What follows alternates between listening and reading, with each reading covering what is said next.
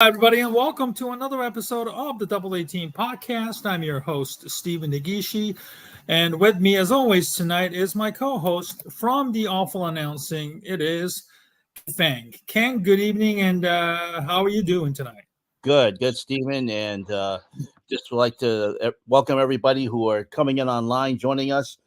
Thanks for joining us today on as we are in the midst of the NBA and NHL playoffs. Baseball just starting. In May.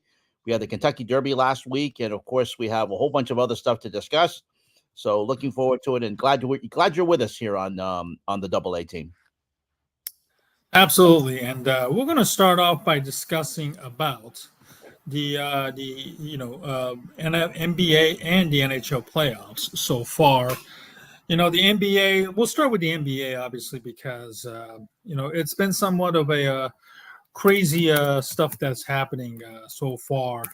The first round is already completed, Ken, as you know, and we are already in the second round. So let's kind of look back at the first round of the playoffs, because obviously there were, kind of a lot of the teams went out rather quickly.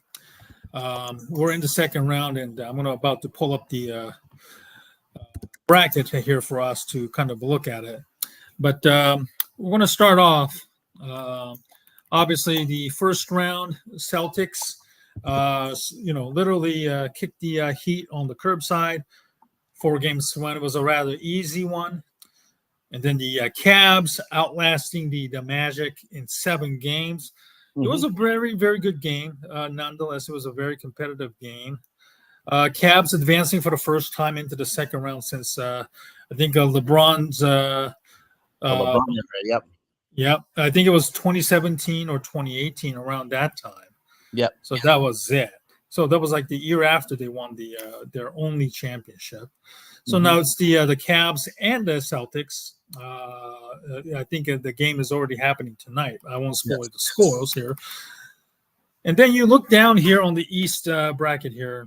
Bucks were completely overmatched and lost to the Indiana Pacers 4-2. And then the Knicks also outlasting the 76ers to set up a Knicks-Pacers showdown, which has been somewhat of a long time in the making. Kind of reminds us of 30 years ago in the Eastern Conference Finals. With the ruggedness of the Knicks and then the Pacers, it was a hard-fought series. So far, based on yesterday's game, it was a more of a high-scoring affair where the Knicks thankfully came out on top toward the end. And I kind of like this one matchup. The Knicks are certainly everybody's darling. It's the Big Apple, the big city. Really, really interested in kind of seeing how the Knicks can come out on this one. And for the Pacers, I think with the Bucks, without having Giannis Antetokounmpo and then even Damian Lillard missing one of the games, the Pacers rather had a very easy way out of there. And this is a very intriguing matchups, between the Knicks and the Pacers so far. Yeah, of course, it brings back memories of the old Knicks-Pacers rivalry, as you mentioned, back in the 1990s, and back when Reggie Miller would be shooting the lights out against the Knicks and taunting Spike Lee in the front row. Yes. And then last night, there was the controversial moving pick that was offensive foul that was called against the Pacers right in the very last seconds of the game. Yeah. So, and of course, it led to many people saying, well, it's rather obvious that the NBA wants the Knicks to advance. That may be, I'm not, sure, okay. But that ESPN has to be salivating, Stephen, over the fact that there's a possibility of a New York-Boston Eastern Conference final, because that's what they're going to be broadcasting. The TNT will have the Western Conference final this year. ESPN's going to have the Eastern Conference final. And not only that, there's a potential of the New York Rangers in the NHL and the Boston Bruins advancing to the Eastern Conference Final as well. And do you know who has that final? Yes, ESPN has that Eastern Conference Final. So there's the possibility of games happening in Madison Square Garden and TD Garden almost every other night for about 2 weeks. And I think that ESPN is salivating over the possibility of having a double New York, Boston, Eastern Conference Final in both the NBA and Eastern Conference, and both in the NHL and the NBA. So, so they're absolutely salivating over that. And interesting over on the Western Conference side, while the Denver Nuggets pretty much lambasted the Los Angeles Lakers, now that they're facing the Minnesota Timberwolves, the Nuggets look like a totally different team. And it looks like they totally figured out the Nuggets. And they won 2 games in Denver, Steven. And now that they're going to go back to the Target Center in Minneapolis, the Timberwolves may not even and if they continue to play like this, the Denver Nuggets, which won the NBA championship last year, and looked like they were going to be odds-on favorites to win this year, and all of a sudden they're just they're looking human, and they're not looking very good. And right now, I have to say that the Minnesota Timberwolves may be taking out the Denver Nuggets, the defending champions, if the Nuggets can't solve what the Timberwolves are doing. And right now, the T-Wolves are really they're just inspired right now, playing great basketball, Stephen. Yeah, I saw the first 2 games of this series, and yesterday was really, really ugly because the game really got out of control from the very get-go, probably around the second quarter when they were down. The Nuggets were down, I should say, by close to 30 points. Yeah, and they never really, really recovered from that. I believe they lost 106-80 yesterday, right? Yeah, I believe. Yeah. So it wasn't. Well, yeah. Even they were never were able to get any closer. And you're definitely right, Ken. Right now, somebody actually saw. I saw on Twitter yesterday that this matchup have a vibe of the 2011 Mavericks Lakers. When the Lakers, coming off a championship year the year before, I believe it was 2009, 2010. They got, I believe, lambasted. Actually, they were swept by the Mavericks, 4-0. Yeah. And that was, I think, the last time the Lakers were relevant for a while. From that point on, I think they kind of languished towards the twilight of the late Kobe Bryant's career. But it does have a similar feeling.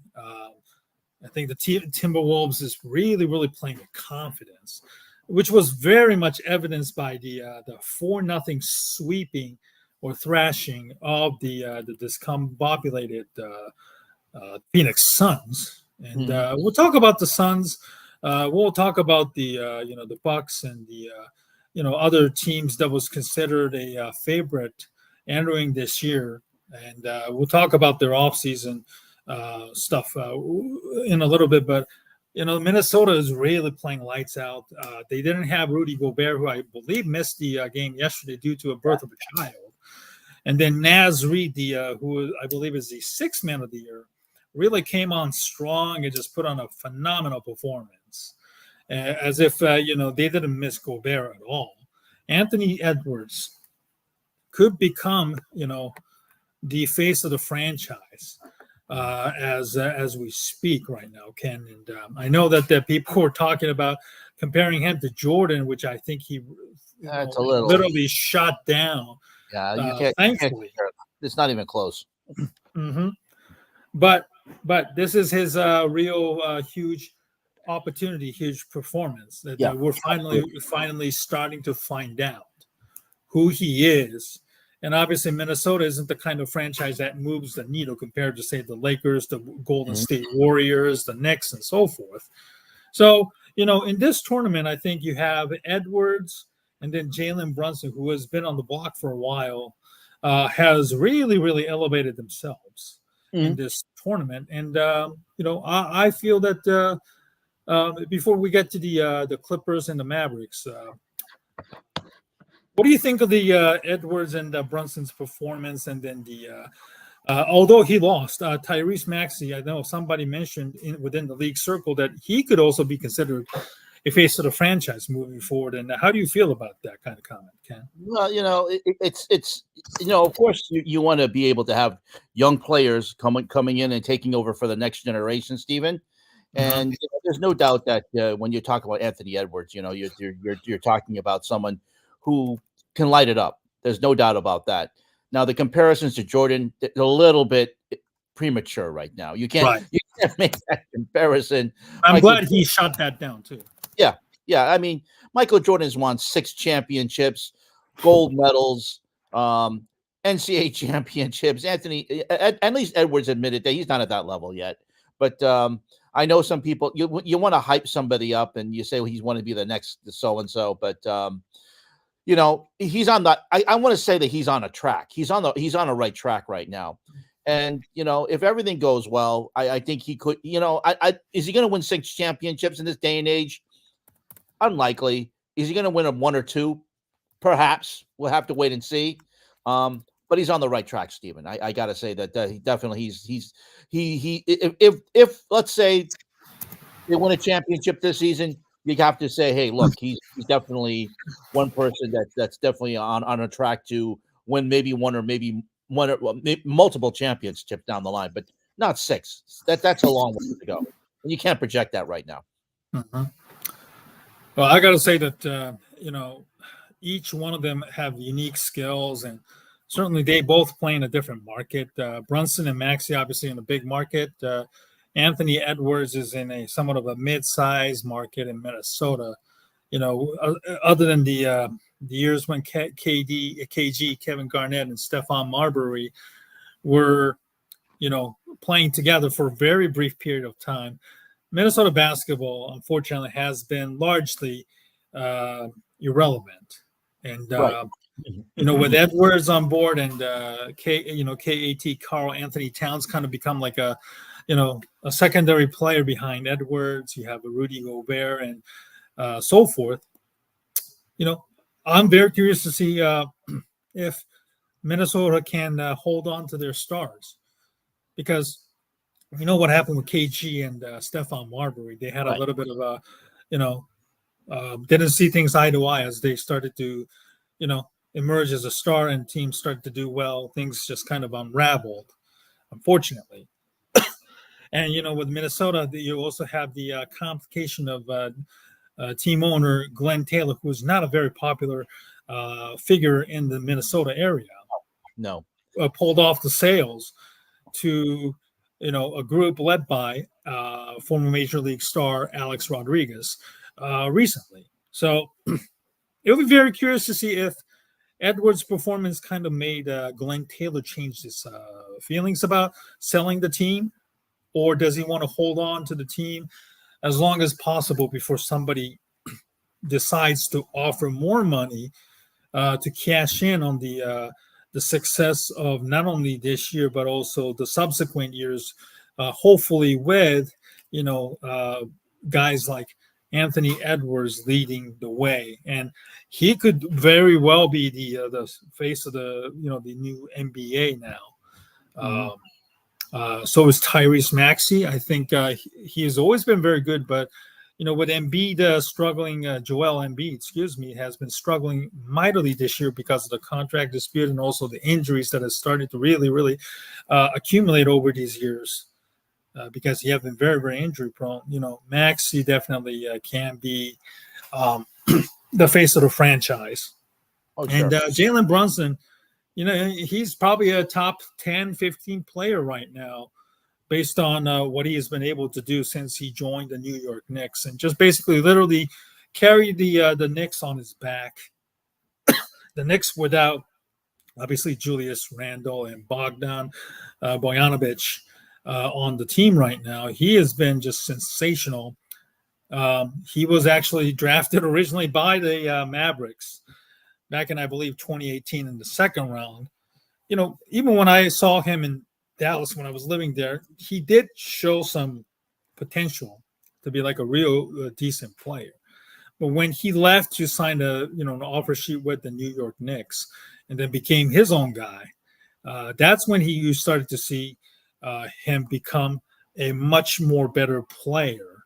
And that I believe that the sky is the limit for Jalen Brunson. And if he takes the Knicks, God forbid, to at least the NBA Finals appearance, I think, obviously the New York market notwithstanding, I think Jalen Brunson has a real good shot at becoming, a real, like a top 10 player in the NBA in the future. Oh, absolutely. I mean, and especially the NBA is a better league with the New York market playing much better and playing in the playoffs because you have that electric atmosphere in Madison Square Garden. You got celebrities playing. You got Jerry Seinfeld there. You got all these people who are in the crowd, wanting to be seen. And the Knicks are a popular team, especially when they're doing well. I mean, New York is a basketball town. You go back to their days with college basketball and all that stuff, and Madison Square Garden has been a mecca of basketball for a long time, Stephen, as we both know. Yes. So the issues with the New York Knicks, with them being a bad team, especially when they're under the Dolans as their ownership and MSG, it's well known.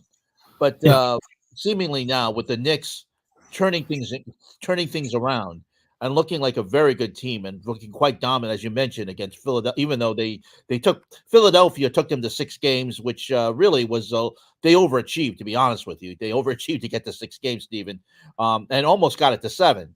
But the Knicks, they had a tough game against Indiana last night.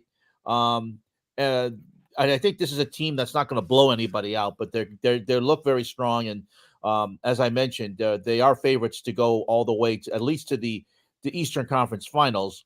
And if Boston gets there too, and right now I'm looking over at the score, the Celtics are up about 11 points on Cleveland. So they're on a collision course. But I think right now, Stephen, that the league is a much more exciting league with the New York Knicks doing well. And Absolutely. And you want the one, and any league will tell any TV person, and any league will want their team in the number one market in the country to be at least contending for the playoffs, because you get that audience and you get that electric atmosphere in Madison Square Garden, like you had in the 1990s when the Knicks were with Patrick Ewing and Anthony Mason and John Starks. When you had those guys, and of course led by Pat Riley, and then eventually Jeff Van Gundy, you had a team that was exciting, always in the playoffs, always on the NBA and NBC. They never could get past the hump either against the Indiana Pacers or well, they beat the Indiana Pacers, but they couldn't get past the Chicago Bulls. So, but the fact is, Stephen, is that the NBA, and I know I'm beating a dead horse, but the NBA is a much better league with the New York Knicks in playoff contention. You may not want them to win the NBA Finals. Like, I don't want them to win the NBA Finals ever. That's okay. That's true. That's okay.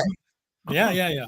If my Chicago Bulls ever get relevant again, which is obviously a long shot at best, as long as Jerry Reinsdorf continues to own the team, right. It's just a sad all around. Excuse me, but right. Yeah, as long as the Knicks doesn't win at all, I think if they come close, I think they'll be very, very happy rating wise. Because obviously Stephen A. Smith won't stop gloating about the Knicks, which I don't think nobody would want that to happen. No, you don't. On his social media or on First Take, Yeah, it's okay when he laughs at the Cowboys fans, because everybody hates the Cowboys.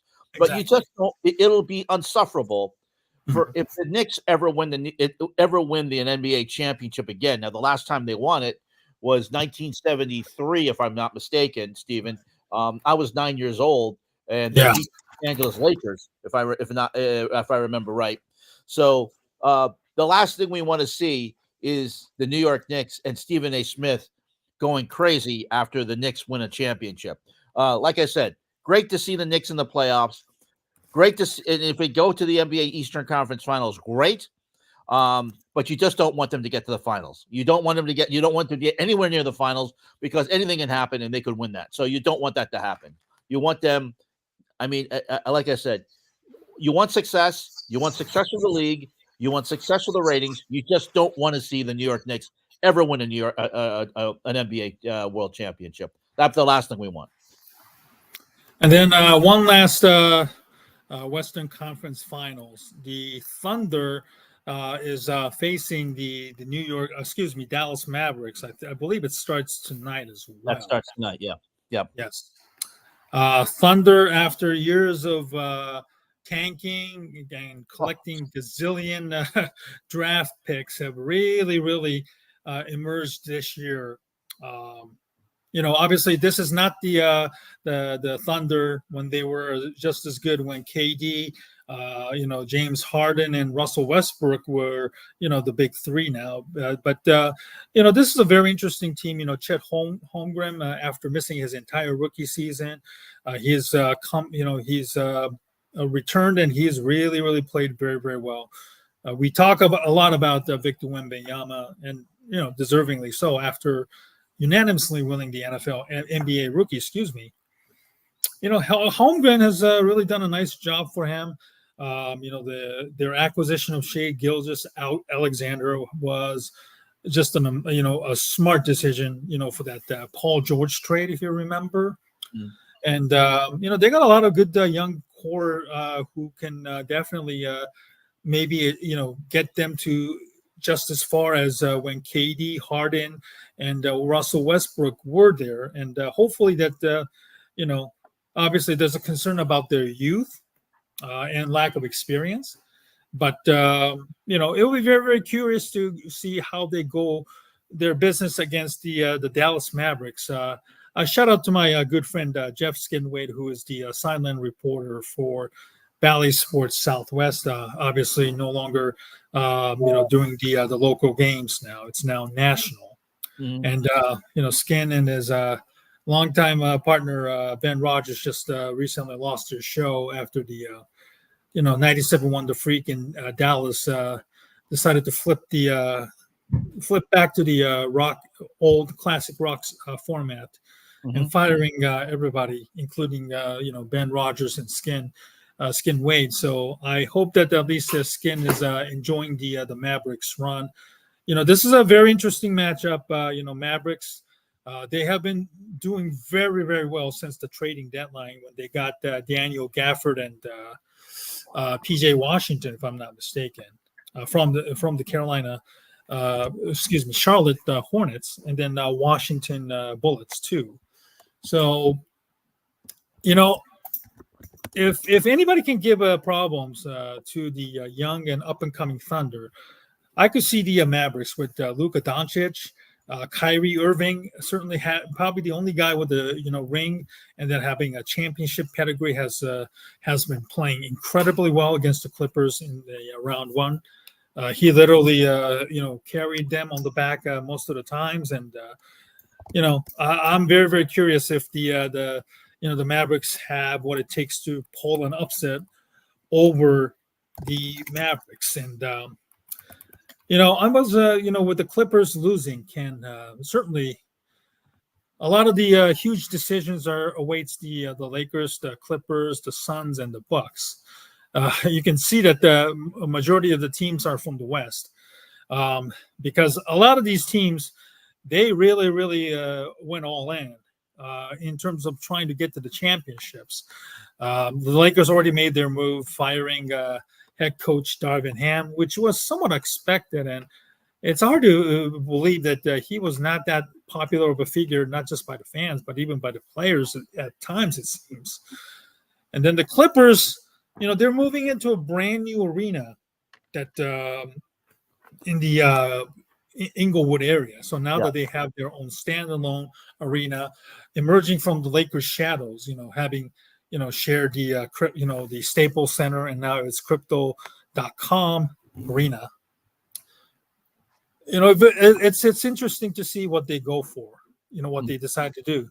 Kawhi Leonard was basically missing the last couple of games in the Mavericks game in their playoff opening round against the Mavericks. Paul George. They have Russell Westbrook. They have a lot of guys who are getting old. Mm-hmm. And they have a very interesting decision to make. You can't keep running the team as it is. And with Kawhi becoming more and more injury prone, that's a huge decision for the Clippers to make this offseason as they transition into the brand new arena. Do they still run it back for one more shot, or do they just start moving off from some of these stars and slowly begin to rebuild? And then the Suns this is they went all in. They traded away a lot of their assets and only to get bounced embarrassingly in the first round against the Timberwolves. I think none of the games, unfortunately, they were not that close, or they weren't seem all interested. And they're now saddled with bad contracts. The only guy that could be moved or at least have a real trade value is Devin Booker and maybe KD. But the Suns have to decide: do they want to move on from Devin Booker and get something in return? Like draft picks and younger players. Or do they still just decided to run it back, as their owner said there's really nothing wrong with it, which usually means that it's completely opposite. And then you have the Bucks. They fired a head coach. Correct me. I forgot the name of it. Yeah, there were 30-10, Stephen. Right. And they're I believe it was Adrian Griffith, the head coach there. Yeah. And then they fired him and then hired Doc Rivers from the ESPN booth, and then from there everything's just completely they went 500 the rest of the way. Basically 500, Stephen. This is a team that's coming off a couple of seasons ago after they won the NBA Finals, Stephen. So right. And of course they as you mentioned, they still have Giannis and they still have a good core, but now, Steven, you've got a situation where, as you mentioned, those teams have got to make some decisions here. They have a lot of dead space. They have a lot of cap. They have a lot of aging players too. Yes. They don't have a lot of room under the cap. That's what I'm trying to say. And like you mentioned, there's a lot of dead money in there, and a lot of players under big, heavy contracts. So they're going to have to decide whether they blow it up, or if they're going to go one more run. Again, you said the Clippers, they have a nucleus there, but again, the window is closing for these teams, and it's like the Maple Leafs up in Toronto, to Stephen. You have a lot of money based on 2 or 3 or 4 players on max contracts, and when you have players that don't produce for you, don't respond, as you mentioned, KD, he looked. He looked disinterested, really, a lot in that sweep. He looked like he really didn't care. So, and if you have a guy like that, he shouldn't be. If you don't care, don't play. Don't take money and basically steal money from your owner. That's what you're doing. You're stealing money. So, the Suns and Clippers and especially the Bucks. And the Lakers, of course, LeBron, we don't know where he's coming up. Most likely, I don't think he's going to be back with the Lakers. I don't think he wants to be there. But then again, where does he go? He's old. He's not like 37-year-old. He's not like 35-year-old LeBron coming off his years in Cleveland and after winning a championship and taking him to another finals where they lost against the Golden State Warriors. It's not like he is in a place where he can be a difference maker. He's going to be. Yes, he can still hit a 3-point shot when he needs to, but I don't know. He's not going to be you're not going to build around a guy who's going to be retiring in probably 2 years, and he's still waiting for Bronny to come out. So I don't know, what's going to happen there. So, Stephen, there's a lot of decisions that have to be made, and like you said, a lot of aging players, a lot of dead money.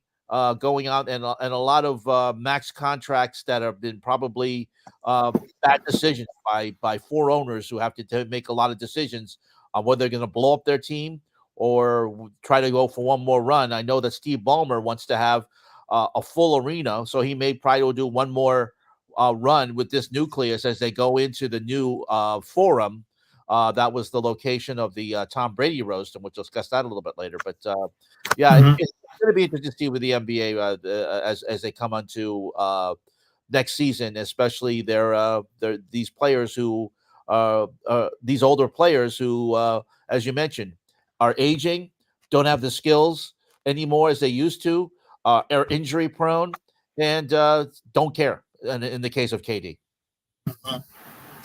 Now we're going to finish off with the Ken something he wrote up here. The commercials that we hear during this time of the year. What a pro wants, and then the "Don't Let Me Go," which are ads Annoying. are the worst ever. And Ken, I'm going to give you a forum on this one. Before we go on to the NHL playoffs. Yeah. So what a pro wants. You got a couple of guys from the Oklahoma City Thunder.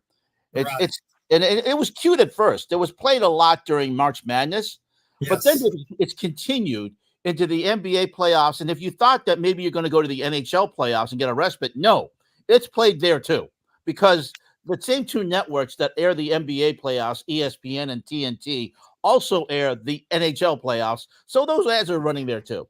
And of course, Apple's let me go. Now, a little disclosure here. I used to work for Apple. Right. I don't anymore. But let me just say this: I'm free to criticize them now. That ad, the "Don't Let Me Go" ad about the pictures and trying to keep your pictures on your iPhone, that is just extremely annoying. Those are just two of the worst ads. I mean, when I first saw What a Pro Wants, I said, okay, it's cute. It's a play on Christina Aguilera's "What a Girl Wants." Okay, it's fine. It's harmless, but not every ad break that we go to break is and played every ad break. And then you got "Don't Let Me Go," which is just not done very well to begin with. And you know, it's make it. Even though I have my own iPhone, Steven, and and I love Apple, and I have Apple products in my house. I have iPads. I have Apple TV Plus. Right now, I'm working on a MacBook Pro, which you're seeing me on, which is the computer I'm using to work with you. I go to Android. It really is okay. As much as I swear by the Apple ecosystem, especially with iCloud and keeping your pictures and being able to see all of your pictures in all of your products. No, I'm not very happy with that ad. It's really horrible, and I know that. And I've told, and one person who said, "Look, AT&T is getting all the mileage it is because we're talking about it." That's true. We are talking about AT&T, and their marketers are probably saying, hey, another story about us. No publicity is bad publicity." And Apple saying it's a $1 billion company. They don't care what we say. But let me just say this: it's gotten to the point where now I mute my TV every time What a Pro Wants comes on. And the same for the Apple Let Me Go, Don't Let Me Go ad. And there's a third ad, which I don't know if it runs nationally, but it's running over in my area. It's for almond milk, and it's done to Robert Palmer's Simply Irresistible. And that is also so I can't stand those three ads. And the fact is that when I understand that during the playoffs and March Madness, you're going to see the same ads because you're limited on what you can show, especially with the NCAA. They don't like beer ads. They don't like, certain ads. So you're going to get technology. But now it's just gotten out of hand, and the NHL playoffs. So we beg of ESPN and of TNT, when we get to the conference finals, please try and find a way to ban these ads from showing because we need a respite, because it's just we just need a respite. It's just annoying. It's just that's all I have to say. And if you want to add anything, go right ahead. No. You said it very, very eloquently, because obviously you write for Awful Announcing, and you and your writers obviously critique and write these things for a living. So I'll let you end there, and hopefully anybody interested would go over to awfulannouncing.com and find articles on these types of situations. Now we get back to the NHL playoffs, and obviously there's a game going on, Rangers and the Carolina Hurricanes right now. Yeah. But I'm going to share the brackets here. Panthers dispatch the in-state Florida rival Lightning easily. Boston last Saturday dispatched the pesky Maple Leafs. 4-3. So it's the Panthers and the Bruins facing each other starting tomorrow. Last year, Panthers, I believe, the 8th seed knocked off the top seed Bruins en route to their Stanley Cup appearance before they were upended. By the eventual champion Vegas Golden Knights. Yep. In the meantime, the Rangers had an easy time against the New York Rangers, while the Carolina Hurricanes also easily dispatched the other New York team, the Islanders. Thus, we have the Rangers and the Hurricanes matchup right now. The Rangers took game 1.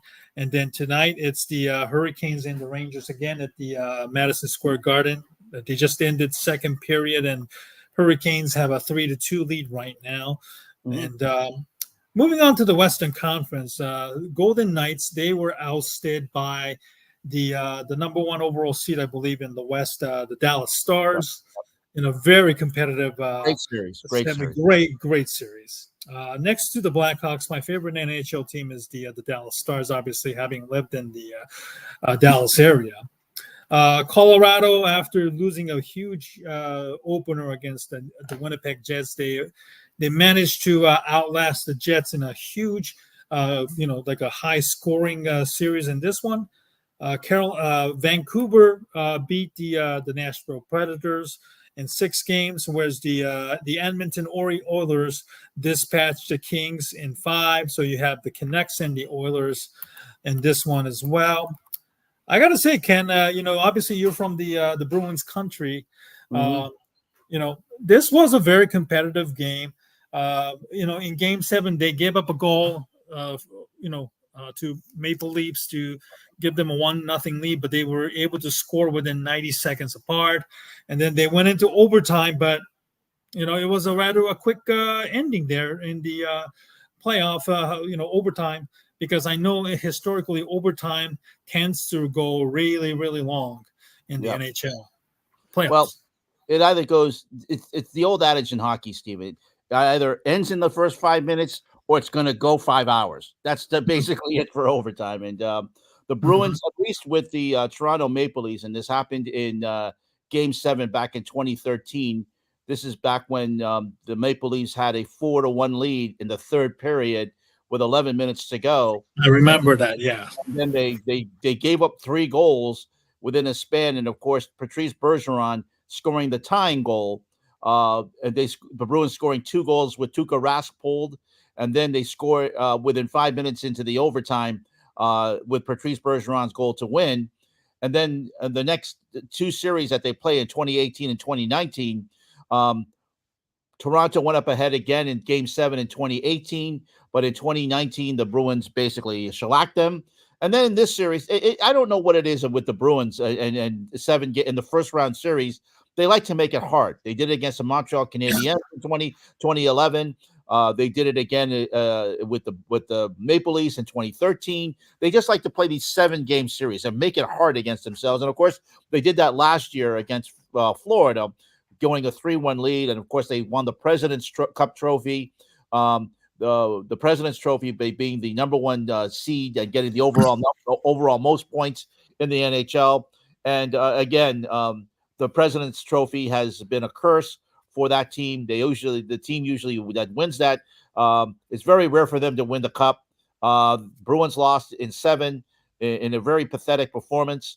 Luckily, they didn't repeat that this year. I was very nervous watching the Toronto Maple Leafs because the Leafs somehow managed to come back, and they did it without their star player, Austin Matthews, who had been battling a sickness throughout the series and didn't play in games 5 or 6. But then he did play in Game 7, and the Maple Leafs lost that game. So, but let's talk about a little bit of the sad Maple Leafs story, Stephen, before we go on. And I say this because I like to taunt the Toronto fans. Look, I do feel sorry for them a little bit, but especially when they stand in Maple Leaf Square and they're jumping up and down, and then they end up having to leave sad every year. This is a franchise that's been snake bitten since 1967 when they won their last cup. and before NHL expansion. They last won it in a 6-team NHL league. They've had a bad ownership with Harold Ballard. They've now under Maple Leaf Entertainment, which is a very rich organization. But Stephen, they have millions of dollars tied up within 4 players: William Nylander, Austin Matthews. They also have Mitch Marner and one other player. You just can't. And John Tavares. Right. They've tried this nucleus since 2019. They haven't won anything. Yeah, They're 5 years. They've been notorious chokes. They had a 2-0 lead against the Columbus Blue Jackets in the bubble in Toronto in 2020 and lost 3 straight games. They were up 3-1 against the Montreal Canadiens in 2021.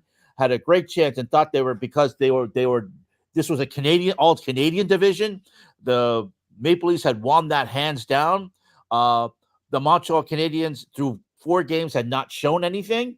And then all of a sudden the Maple Leafs stopped playing. I don't know what happened. And then they lost in overtime in Game 6 and then laid an egg and losing 3-0 in Game 7, which I was kind of happy to see. So, of course, in 2022, they seemingly had a great chance to defeat the Tampa Bay Lightning, lost in Game 7 there as well. But then they finally turned around and won a first-round series for the first time last season by defeating the getting revenge on the Lightning. And then, of course, the fans were chanting, "We won Florida," happy that they wouldn't have to face the Bruins, but then getting shellacked in 5 games against the Florida Panthers. So you got what you wished for. You got Florida, and you got out. So, but this is a team, Stephen, that has spent poorly, had a bad owner in Harold Ballard up until the 1990s. Then they had Maple Leafs Entertainment, which has tried to right the ship. They've had Brendan Shanahan, a great player from the Detroit Red Wings. He's been their president. They have a general manager who basically tied up all these huge contracts, and they also have Sheldon Keefe, who is their coach. I have to say that this is probably a team that's going to have to be blown up. So there's a lot of expectations in Toronto. Toronto feels that they've invented hockey. Toronto Sure. that they're the hub of hockey. They feel that even though they haven't won a Stanley Cup in 1967, they feel that they won every Stanley Cup single year, which is not true. But let me just say this about the Maple Leafs. They've got to figure out something about that management. Otherwise, it's going to be the same old story every year. And while they did get success and they did manage to survive the first round for the first time in I think since in the early 21st century, Stephen, this is a team that hasn't won a 7-game series in a long time, and they just have to they have to make like we talked about with the NBA teams that are older and have to make a decision. This is a team that has to make a decision because they have all that money tied up in the core 4, and I don't see them coming back next year. I definitely don't see that coach Sheldon Keefe, who actually had a very, very strange comment after losing to the Bruins on Game 7, Stephen. He said, basically, the teams play so that they make us beat ourselves. No, that's not true. You just got beat. So anyway, but let's go on to the other matchups in the league. While I thank you for letting me say my say about the Toronto. But next week, I think we'll have a better idea of who the advancing to the conference finals moving forward. But it's going to be a very, very interesting one. But I kind of feel that the Boston is advancing, getting revenge on Florida. I think the Rangers are going to win in Game 7. I think the Stars will win their series against Colorado. I think this could be another all-time classic 7-gamer. And then I think Vancouver has a shot against the Edmonton Oilers in this one too. So that's how I see, with the second round is, taking place as they go advance into the, conference finals. Yeah. Let me just say this. I think Edmonton, with their power play and their firepower, has a very good chance to defeat Vancouver. Now, I like to tease Vancouver about, of course, they had their riot against the Bruins cause back in 2011, Stephen, back in 2010. But joking that aside, I like to tease Vancouver and their failures also in the playoffs, but I'll save that for another time because obviously, like you said, we don't know what's going to happen there. That series is not going to start for another couple of days, so Yeah. it's a long wait for both Vancouver and I know that Sportsnet, which covers the games in Canada, is loving this because they have an all Canadian series and they know that they'll have a guarantee of one of those teams, a Canadian team in the Western Conference Final coming up in late May. So at least they have that. But we'll talk. We'll maybe talk a little bit more about that. But I will say that as long as Vancouver doesn't win a Stanley Cup, I'm very happy with that. I don't want them to win anything. I want them to suffer like the Toronto Maple Leafs fans. I don't have that animosity for it. But as far as the other series, Dallas looks like a very good team. It looks fantastic. They got through a very tough series against the Vegas Golden Knights, the defending Stanley Cup champion. They went down 2-0 in the first 2 games, but then won 3 straight and battled and won a very tough game against the Vegas Golden Knights at home in Game 7. But I think they'll get by the Avalanche, who are a champion on their own right a couple seasons ago. And last night, the Bruins, there was concern whether they're going to be fatigued against the Florida Panthers.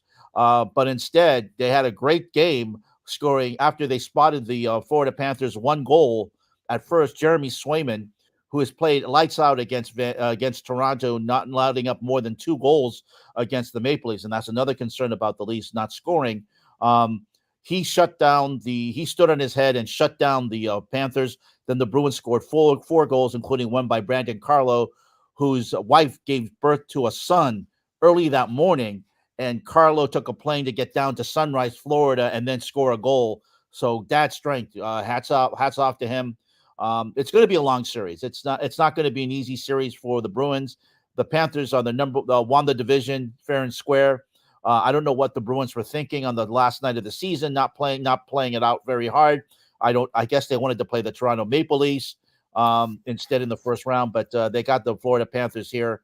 I do think the Bruins are going to win it out, but it's going to be a very tough series. But if Jeremy Swayman plays like he did last night, it's going to be tough for Florida to score. So it's going to be fun. That and New York, Carolina, you got to say the Rangers are very favored to win that game, even though the Carolina is leading right now in Game 2. But again, New York, Boston, that's going to be insufferable for both cities, and I know that that's not good. I know that even though I live in the Northeast, I would think that would be too much for the country to take if we have 2 New York, Boston Eastern Conference Finals in the NBA and NHL, both on ESPN. Stephen A. Smith is definitely going to be insufferable during those 2 weeks. Absolutely. All right, let's wrap it up on some key media stories that we followed. We're going to kind of compare down a little bit and trying to fit it in before we go over. Let's start off with the NFL Network ending the total access. There were layoffs stories not too long ago, and then there was even one just shortly before the draft. We saw the casualty of the longtime announcer Andrew Siciliano, who was forced out, unfortunately. At least he gets to do the Paris Olympics for NBC this upcoming summer. So hopefully, that's something that he can ease his sting without a doubt. Yeah. It's kind of funny because the Good Morning Football is also kind of on hiatus and moving to the West Coast, if I'm not mistaken. That is true. And it's kind of weird. It seems as though old games do get ratings than the total access shows and stuff like that. So yeah, this is a situation where we remember when the NFL Network got launched in 2006, Stephen. They were launched, and then the whole thing was for them to get live games like the Thursday Night Football package.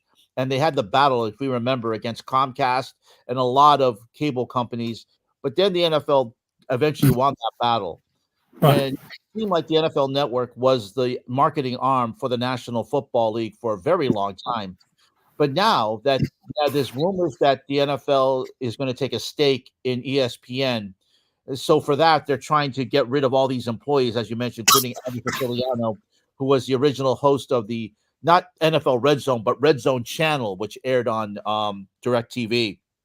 Right. Which is now hosted by Scott Hansen, right? Yeah, that's a different thing. That's a different Red Zone, but it was based on the Red Zone channel.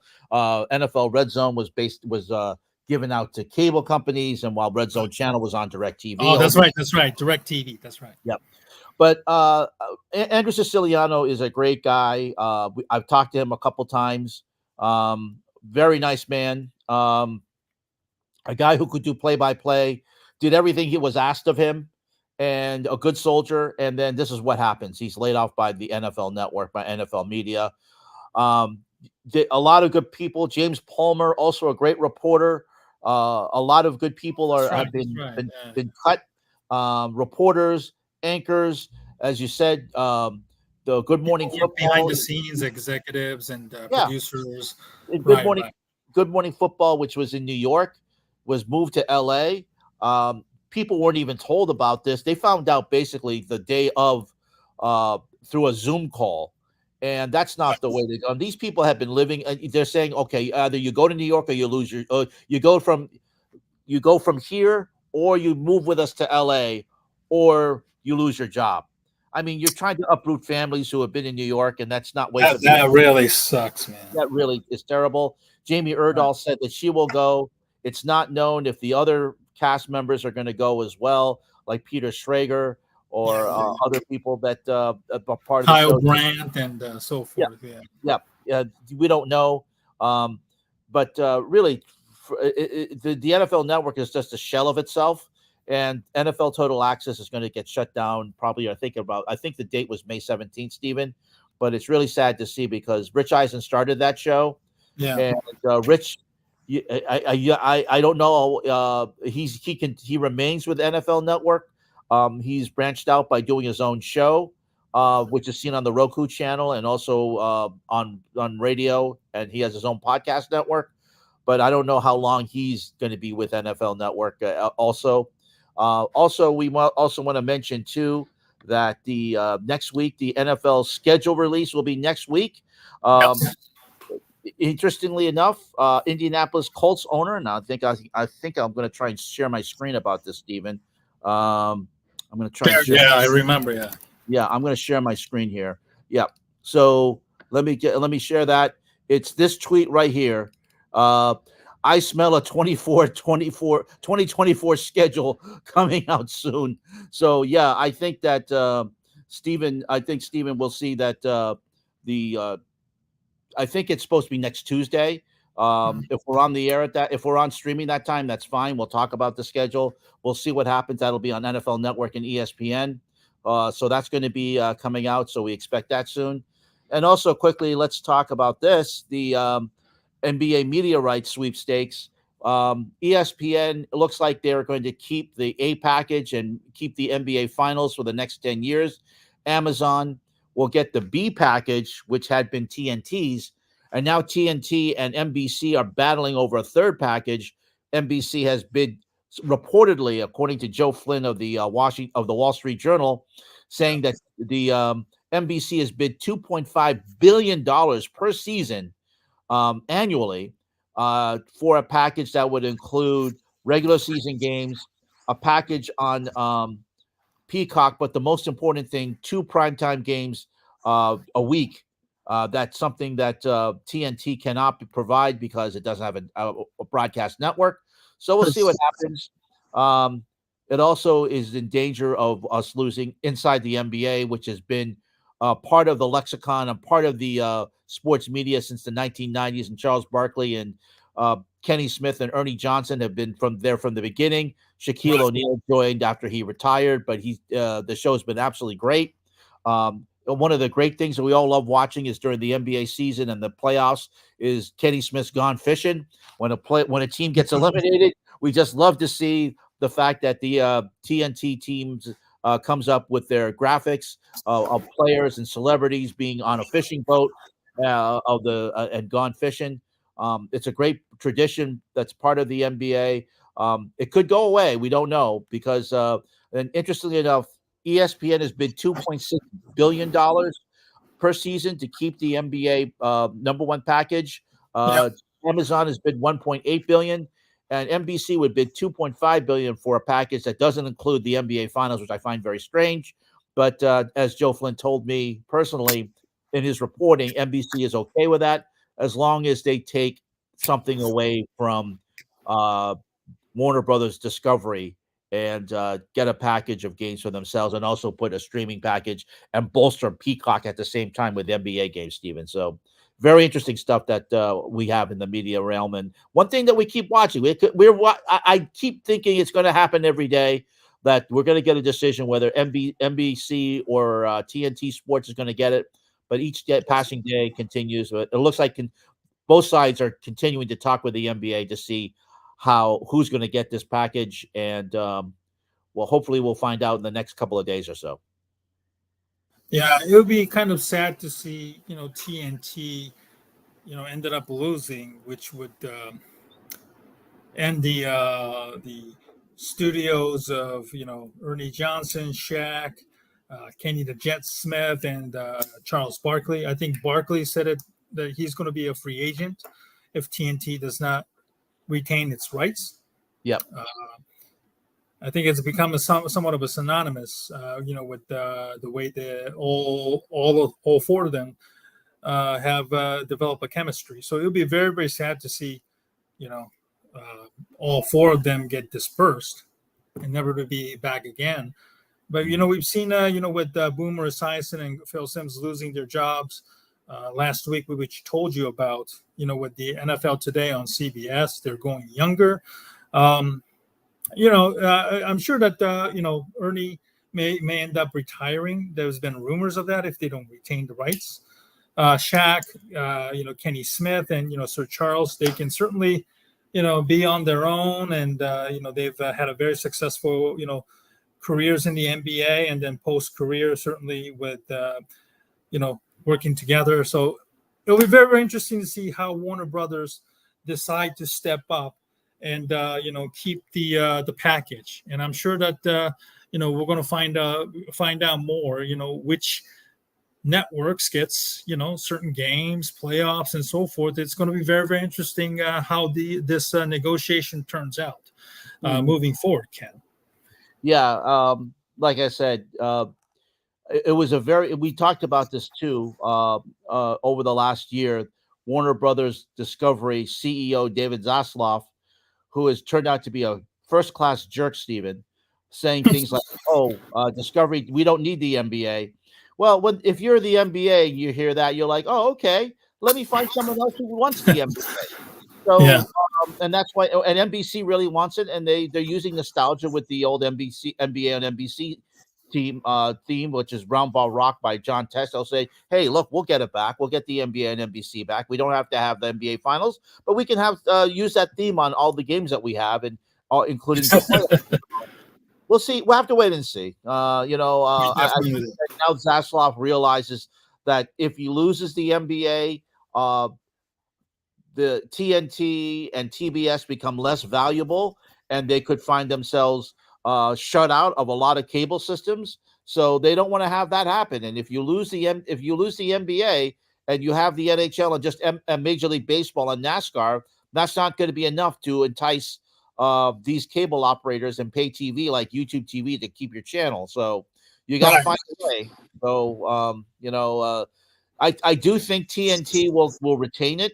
I know Bill Simmons has said NBC would get it, but John Orand, who writes for Puck, and myself, I do believe that TNT will pony up and keep it. It's going to be very expensive for them to do so, but if they want to continue to be with the NBA, they're going to have to pay, and that's there's no doubt about that. So I do think that we'll continue to see the NBA on TNT, but anything can change. I've been wrong before, Steven, and I'm probably wrong again. So I'm not.